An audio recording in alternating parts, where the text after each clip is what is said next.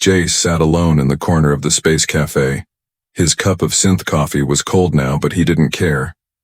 His shift on the cargo freighter had ended late, and his bones felt heavy.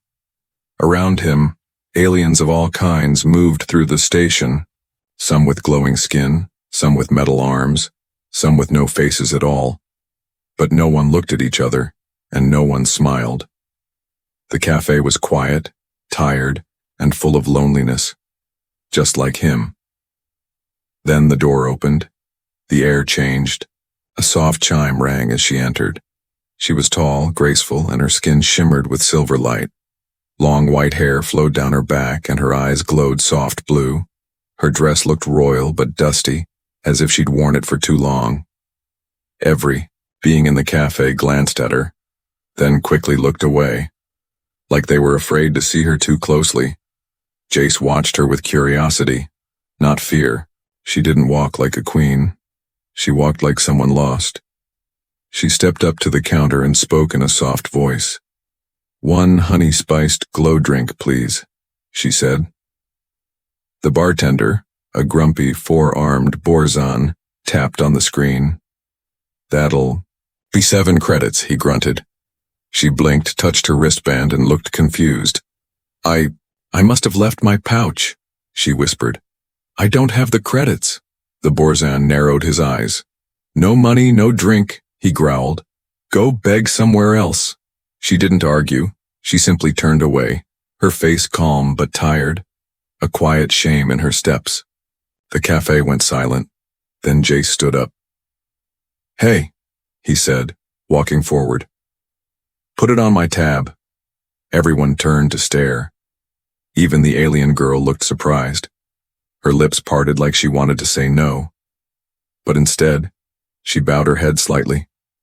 "Thank you," she said softly. She took the drink, her hands trembling slightly. Then she walked out of the cafe without another word, gone like a shadow. Jace sat back down, confused. He didn't know why he did it. He wasn't rich. Cargo jobs barely. Paid enough for fuel and food, but something in her eyes had felt sad. Too sad for someone so beautiful. Too heavy for someone so alone. A few customers whispered behind him. A reptilian woman hissed, "He has no idea who she was." Another chuckled. "Dead man walking." Jace heard them but didn't care. He drank the rest of his cold coffee and left. That night he slept in his small ship parked in Dock Bay 42. He dreamt of strange stars and glowing blue eyes. When he woke up, something burned on his palm. He looked down and froze. A strange mark was glowing on his hand like a tattoo made of light. It pulsed softly, like a heartbeat. He ran a scan on it. Nothing showed. He tried washing it. Nothing changed. It was part of him now. At the docking station, a merchant saw the mark and gasped. "By the stars, you bear the crest of Calirian blood," the merchant said, backing away. You paid for her drink?" Jace blinked. "Yeah, so what?" The merchant looked horrified.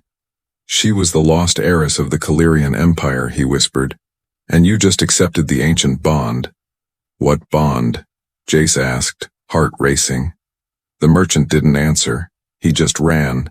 Jace stood frozen, staring at his glowing hand. All he did was buy a drink, just a small act of kindness, but now it had changed everything. In the shadows of the station, a pair of violet eyes watched him through a screen. The girl, no, the heiress, sat in a dark room, her drink untouched. She smiled, just a little. "He passed the first test," she whispered to herself. "Now, let's see if he survives the rest." And somewhere far across the galaxy, others had noticed too. Hunters, royals, enemies, because the ancient law had been triggered, and a human had unknowingly stepped into the center of a dying empire's last hope. Jace Carter had no idea. But his quiet life was over. The stranger at the cafe was not just a girl in need. She was a queen without a crown, and she had just chosen him. Jace stared at his glowing hand as he sat alone inside his cargo ship, The symbol wasn't fading. It pulsed with soft golden light, lines twisting like roots across his skin. It didn't hurt, but it didn't feel natural either. No matter how much he scrubbed, scanned, or ignored it, the mark stayed. And it was starting to draw attention. 3 alien mechanics refused to fuel his ship when they saw the symbol. One muttered, "Royal curse," before backing away. The other just pointed toward the stars and whispered, "Run." Jace didn't understand any of it. He had only paid for a drink. Now strange people were watching him, whispering, moving, away when he passed. Even the station AI sent a warning. "Caution. Subject flagged by interstellar beacon. Crest of Calirian lineage detected." "What the hell is a Calirian?" Jace muttered. No one gave him answers. Until she returned, she appeared at night, inside his ship. Not through the door, not through the hatch. She was just suddenly there, standing tall, her silver hair falling softly over her shoulders. She wore a simple black cloak now, not the elegant dress from before. Her glowing blue eyes met his, calm and unreadable. "You should not be here," Jace said, hand going to the sidearm on his belt. She didn't flinch. "You carry the royal mark," she said gently. "You paid without asking, you helped without knowing." Jace frowned. "You were just a girl without credits," he said. "I didn't know you were royalty or anything like that." "Exactly," she said, her voice softer now. "That's why the mark chose you." Jace sat down slowly. "So this thing, it's real?" he asked, holding up his hand. She nodded. "It's very real." She walked closer and sat across from him. "I am Heiress Valcorin," she said. "Last blood of the ancient Calirian Empire, heir to a broken throne." Jace raised an eyebrow. "Never heard of you." She smiled for the first time. "That's a good thing," she said. "If you had, you'd be running." "I already feel like I should be," Jace muttered. "So what happens now?" She looked at him, serious again. "The laws of my people were written thousands of years ago," she said. "When a royal drinks a gift from a stranger, the bond is formed. The drink you paid for became an offering. You are now marked as a candidate." Jace laughed. "A candidate for what? Marriage?" he joked. Her silence made him stop laughing. "You're serious," he said slowly. She nodded. "I must choose an heir partner before my people's power fades completely." "You were kind without knowing who I was." "That makes you a rare soul." Jace leaned back, rubbing his face. "This is insane," he whispered. "I'm just a cargo pilot, not a prince." "You don't need to be a prince," she said. "You just need to be you." Jace looked into her eyes. For the first time, he saw something behind them, not just power or beauty. He saw loneliness, fear, hope. "I don't want a throne," he said honestly. "I just want to fly and live my quiet life."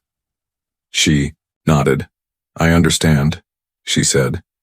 "You can say no, but if you do, others will come. Others less kind, more ambitious. They'll want the bond too, but not for the right reasons." Jace sighed. "So I either help you, or let some crazy warlord marry you for power." "Yes," she said quietly. He looked down at his glowing hand. The mark pulsed again, like it was alive. He didn't want this, but he couldn't walk away either. Not when she looked at him. Like that. Not when the galaxy was ready to tear itself apart over a drink he didn't even finish. "What do I have to do?" he asked finally. Her lips curled into a soft smile. "You must complete the bonding rites," she said.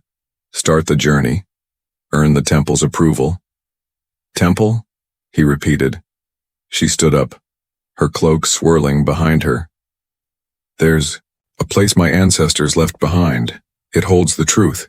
If you survive it, the bond will be sealed. If not, the mark will fade." "Sounds like a trap," he said. "Sounds like a test," she replied. She turned to leave but paused at the hatch. "Jace Carter," she said without looking back. "You didn't choose this path, but you walked it. Anyway, that matters more than you know." Then she vanished again like starlight swallowed by the dark. Jace sat there in silence, his thoughts racing. A few days ago, he was just a nobody in the stars. Now he was being asked to stand beside a queen, all because he paid for her drink. He looked at his hand one more time. The mark glowed brighter now, and deep in his heart, something stirred. He didn't believe in fate. But maybe, just maybe, it believed in him. Jace stood in the middle of a quiet hangar, staring at his small cargo ship. It had taken him years to buy that rusty thing. He had dreamed of traveling the stars alone, free and unnoticed. Now, after one kind moment in a cafe, everything had changed. He was no longer just a man with a ship. He was marked, chosen, and chased by a destiny he never asked for. The mark on his hand glowed even when he slept. Strangers bowed to him or ran away. Messages flooded his ship's inbox, some begging him to claim the throne, others threatening him to stay away. But through all the noise, only one voice stayed in his mind. Heiress. He hadn't seen her again since that night, but every time he closed his eyes, he remembered her words. "You didn't choose this path, but you walked it anyway." He didn't know why it mattered so much, but it did. He had questions too many, and only she had the answers. So Jace followed the signal she left behind, a small beacon embedded in his ship's navigation system. It led him far beyond the main trade routes, into the edge of forgotten space, where stars were dim and ships rarely passed. He landed on a quiet moon covered in pale blue grass. It was peaceful, almost too peaceful. Bird-like creatures chirped softly in the distance, and silver winds brushed across the hills. And then he saw her. Heiress stood by a clear water stream waiting. She wore no crown, no jewels, just a simple robe and soft shoes. She looked like a girl from a storybook.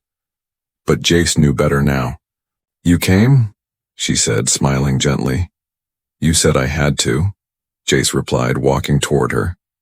She motioned for him to sit beside the water. "I didn't order you," she said. "I just hoped you'd want to know the truth." Jace lowered himself beside her. "Then start talking," he said.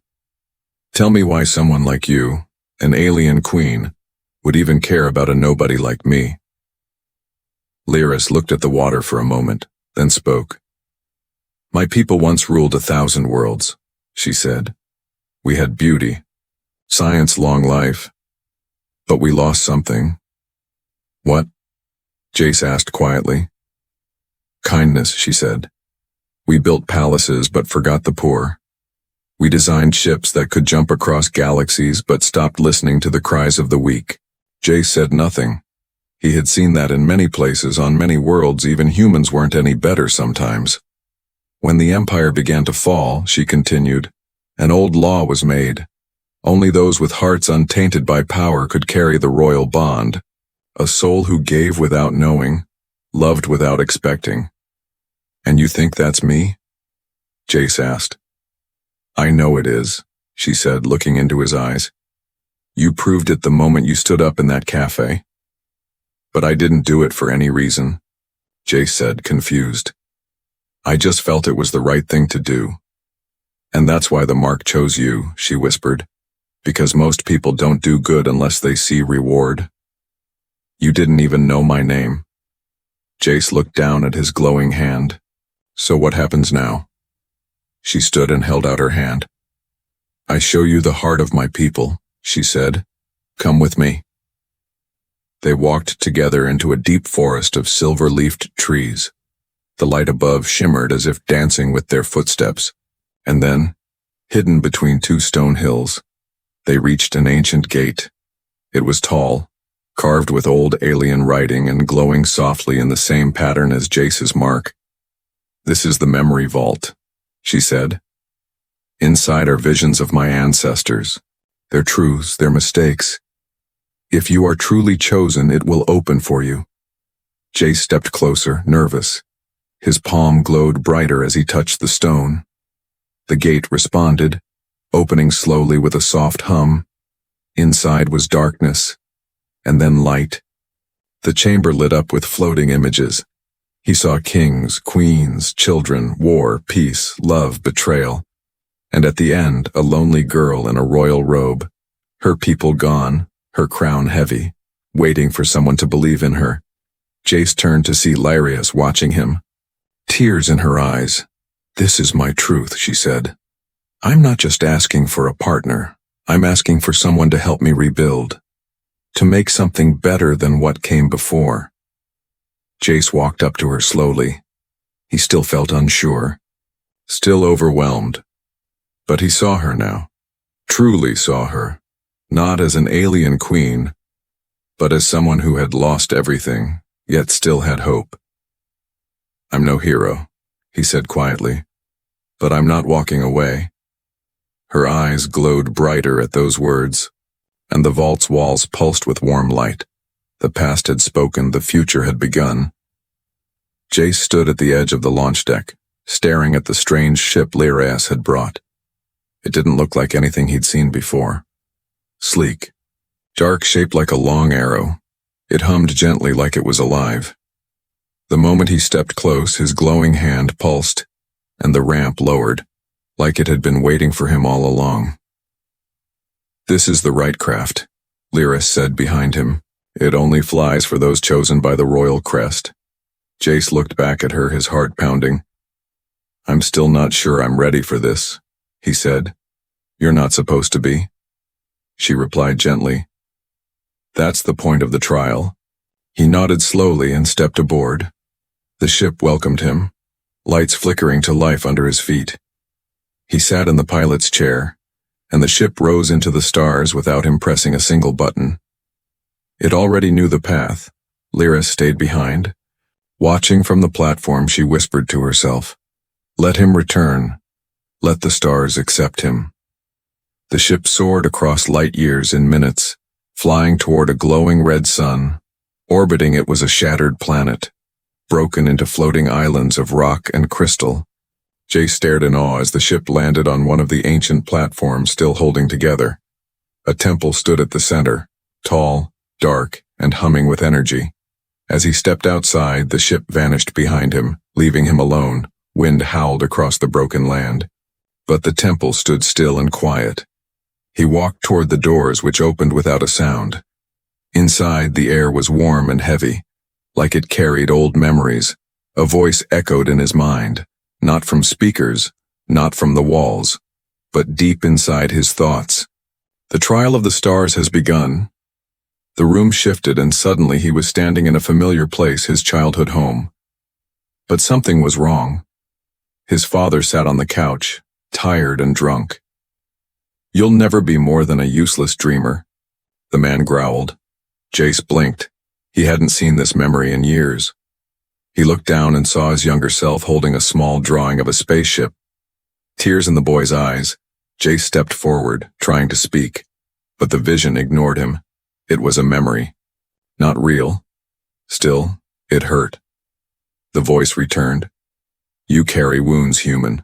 Prove they do not define you. He closed his eyes, breathing deep. That was then, he said softly. I am not that boy anymore. The vision vanished.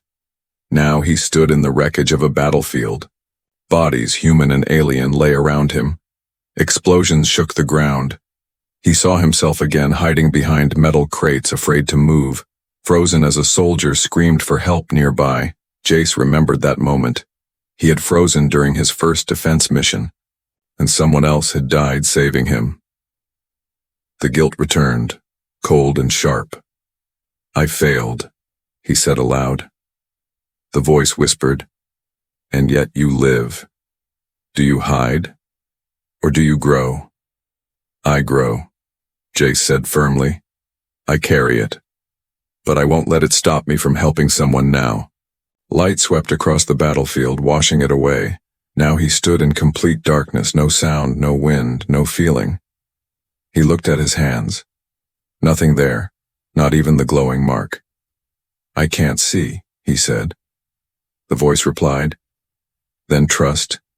Jace stood still, breathing slow. He couldn't see, but he could feel warmth ahead. He stepped forward once, then again. Then the light returned. He was back in the temple's main hall, standing before a glowing crystal. Inside it, he saw himself. But not as he was. He saw a man standing beside Heiress, holding her hand, protecting their child, leading people through fire and fear. A future version of himself, calm, strong, kind. Tears stung his eyes. "I don't know if I can be him," he whispered. "Then become him," the voice said. And the crystal shattered, filling the room with light. When it faded, the mark on his hand burned bright gold. The trial was complete, but he wasn't alone. A noise echoed through the temple. Footsteps, not his. From the shadows, a tall figure stepped forward, armor black as space, eyes glowing red. "I thought you'd fail," the figure said coldly. "You're just a human cargo rat." "Who are you?" Jace asked, stepping back. "I am Lord Heiress," the figure growled. "True heir to the Empire. Your little act of kindness doesn't make you worthy." He charged forward, blade drawn. Jace rolled aside, heart pounding. He wasn't a warrior, but he wasn't defenseless either. He grabbed a broken staff from the temple wall, blocking the next strike. The fight was messy, fast, and terrifying. Jace took hits, stumbled, but kept standing. Not because he was strong, but because he refused to fall. Then a flash of silver light. Heiress appeared behind Heiress. "You lost the moment you attacked," she said. She raised her hand, and the temple responded, sending a shockwave that threw Heiress back unconscious. She ran to Jace, helping him stand. "You did it," she said, eyes filled with tears. "You passed." Jace looked at his mark, now glowing with the same color as hers. Together their hands touched, and the temple lit up with a golden light that spread into the stars. The rite was complete.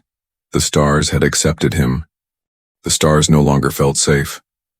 After the trial of the stars, everything changed. Jace and Heiress were now bonded by the ancient rite.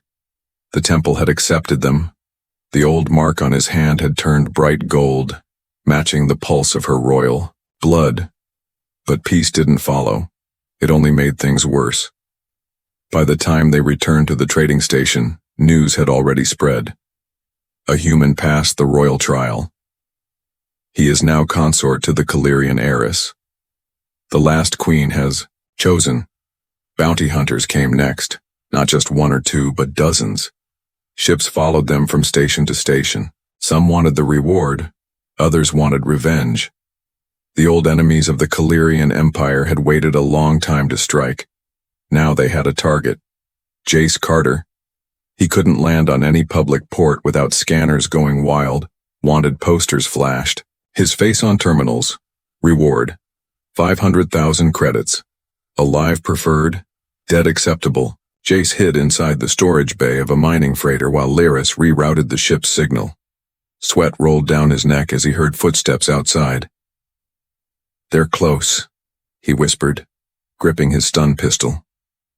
Heiress's voice came through, the calm, "Don't fire unless you have to." But he didn't need to. The freighter lifted off, escaping just in time. They jumped into deep space, hiding inside a nebula field. It gave them a moment to breathe, but only a moment.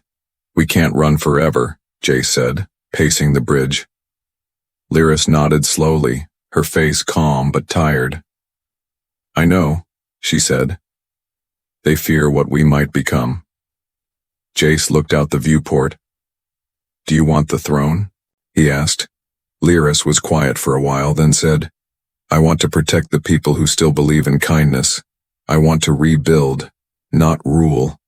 Her words made something heavy lift from Jace's chest. He didn't want to wear a crown, but he could fight for her dream. For a world where a kind act meant something again, they made a plan.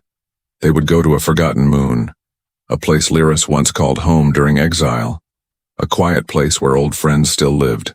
There they would regroup, find allies, and decide what came next. The journey was long and dangerous.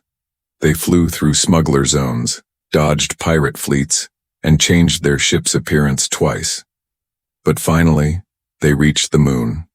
It was a place untouched by war. Mountains covered in red moss, rivers glowing with soft green light.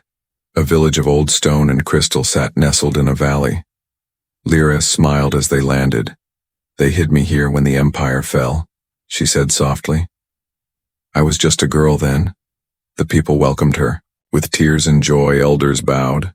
Children brought flowers. Jace watched silently as she hugged an old woman who had once been her caretaker. For the first time, he saw her truly happy. At night, they sat near a fire. The stars above them shone. Clearly, Jace looked at Heiress, her silver hair glowing in the firelight. "You really believe we can change things?" he asked. She nodded. "I believe it starts with one person choosing to do the right thing." "Like you did," Jace chuckled. "I still don't think buying a drink makes me a hero." Heiress smiled. "Maybe not. But it revealed your heart." They sat in silence, their shoulders touching. No thrones, no titles, just two people in the night. But peace never lasts long. The next morning, an explosion rocked the village.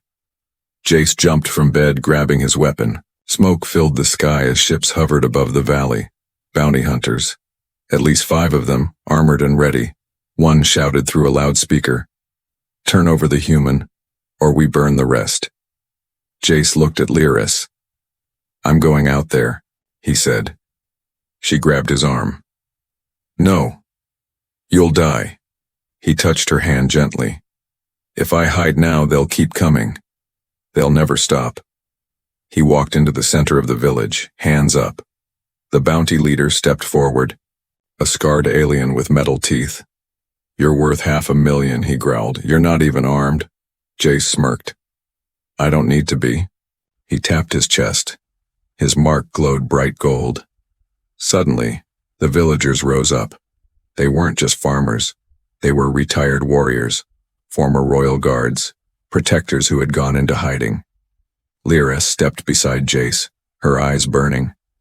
"With power." "Touch him," she said coldly. "And I'll remind the galaxy why my family once ruled." The bounty hunters looked at each other, unsure. Then one fired. A blast of energy screamed toward Jace. But it never hit. A shield of light appeared in front of him, born from his mark. He didn't even know how he did it. But the temple had changed him. The villagers fought back and the bounty hunters fled. They left behind their gear, their ships, everything. Jace stood in the middle of the smoke, panting. Heiress ran to him and held him tight. "You're not just marked," she whispered. "You're becoming something more." He looked at his hand, still glowing.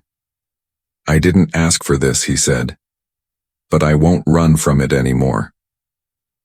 The royal palace shimmered like a dream, floating high above the clouds of the capital planet. It had once been a symbol of power. Now, it stood half empty. Guarded by machines and ghosts of the past, Jace had never imagined he would walk through its golden halls. Not as a tourist, not as a soldier, but as a chosen consort of the Calirian heir. Beside him, Heiress walked tall, wearing a new robe of deep silver and blue. Her crown was light, made of starlight and memory, not gold. The people below had heard whispers of her return. Now they watched from balconies, windows, and streets. Some hopeful, some afraid, some silent. The old council waited in the grand chamber. They were ancient, dressed in heavy robes, eyes full of judgment. One of them stood as the pair entered. "You return with a human," he said coldly. "You expect us to kneel to him?" Heiress stepped forward, voice strong. "I expect you to listen," she said. "The laws are old, but not dead." He passed the trial of the stars. Another counselor, her eyes sharp like ice, asked, "And the bond, has it been sealed?" Jace raised his hand, showing the glowing mark. It pulsed gold, filling the chamber with light. The room fell silent. "He carries the ancient fire," one whispered. "But that does not make him fit to rule," another snapped. "He is still just a human." Jace stepped forward, surprising even Heiress. "I didn't come here to rule," he said. "I came here because I care about her. I helped her when she was just a girl with no credits and tired eyes. Not because of her bloodline, but because it was the right thing to do." He looked at all of them, voice calm but firm. "Maybe I don't have your wisdom or your long life," he said. "But I've seen people hurting. I've seen kindness ignored and cruelty praised. I'm not here for a throne, I'm here to build something better with her." For a moment the chamber was quiet, then someone clapped. It was an old warrior, once the commander of the palace guards. "I believe him," the warrior said. "Let them prove their worth through action." Others began to nod, some unsure, some unwilling, but no one stopped them when they walked toward the throne. Jace didn't sit. He stood behind Heiress as she placed her hand on the crown just as the light around them began to rise. An explosion tore through the wall. Flames burst into the chamber. Smoke filled the air as chaos exploded around them. Guards shouted, people screamed. Jace covered Heiress with his body, pushing her behind a fallen pillar. More explosions echoed from the upper levels. "They're inside," Heiress said, coughing. "Palace security's been hacked." Jace's ears rang from the blast, but he kept his eyes sharp. Through the smoke, shapes appeared. Mercenaries, cloaked in black, wearing no symbols, not bounty hunters this time. These were assassins, trained and brutal. "They're here for you," Jace whispered. "No," Heiress said, eyes narrowing. "They're here for us." Jace rose from cover, firing his stun pistol. He moved fast, dodging behind columns, drawing the attackers away from the civilians. He had no armor, no backup, just fire in his chest and the mark on his hand. Heiress moved like a shadow, using old palace defense codes to block doors and reroute power. She activated the emergency defense drones. Blue energy blasts rained down from the ceiling as drones flew through the smoke. But the enemy kept coming. Jace was bleeding now, his arm grazed, shoulder bruised. But he didn't stop, he thought. Of the cafe. He thought of her eyes when he bought that drink. He thought of the child she once was, hiding in exile. And now, he was her shield. Suddenly, one of the mercenaries broke through and charged Heiress. Jace dove in front of her, taking the full blow. Pain exploded through his side as he hit the floor. The attacker raised a blade, but then froze. The golden light from Jace's mark burst outward like a sun. The room trembled, the walls shook, and in that moment, every mercenary was thrown back, their weapons deactivated by a wave of force. Jace lay in Heiress's arms, blood on his lips. "Stay with me," she whispered. "I'm not done yet." He groaned, trying to smile. Around them, guards finally regained control. The attack was over, but not forgotten. The royal chamber was ruined but not broken, and neither were they. Later, Jace woke in the palace infirmary, wrapped in healing foam. Heiress sat beside him, holding his hand tightly. "The council saw what you did," she said. "They voted to support us." Jace gave a tired laugh. "All it took was almost dying." "They saw your heart," she replied.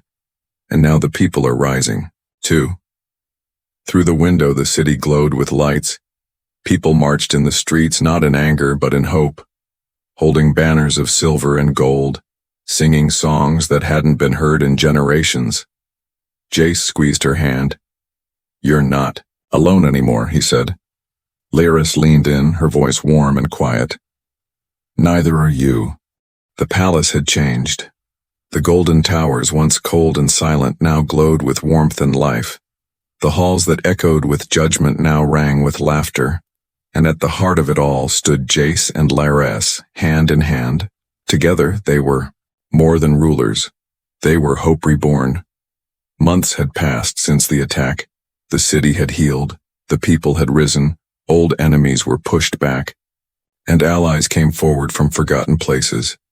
The Calirian people, once afraid of mixing bloodlines, now looked at Jace with pride. He had bled for them, stood for them, and never once asked for a throne. Today was a celebration, not a coronation, but something better. The naming of the heir, crowds filled the sky bridges and platforms, flags of silver, blue, and gold waved in the wind, ships floated overhead, beaming the moment across hundreds of worlds. The royal balcony was decorated in crystal light, and at the center stood Jace, holding a small child in his arms. The baby cooed softly, tiny fingers glowing faintly with both his human warmth and her Calirian spark. A child born of two worlds. A child born of choice, not arrangement. Of love, not legacy. Heiress stood beside him, her smile gentle. She looked out at the people and spoke. "This is not just our child," she said. "This is your future." Jace stepped forward, raising the child slightly. "Her name is Ayla," he said. "She carries the heart of both her parents, one who came from stars and history, and one who just wanted to help someone." The crowd erupted in cheers, not just because of the child, but because something had changed deep in their hearts. They no longer feared outsiders. They no longer clung to cold rules.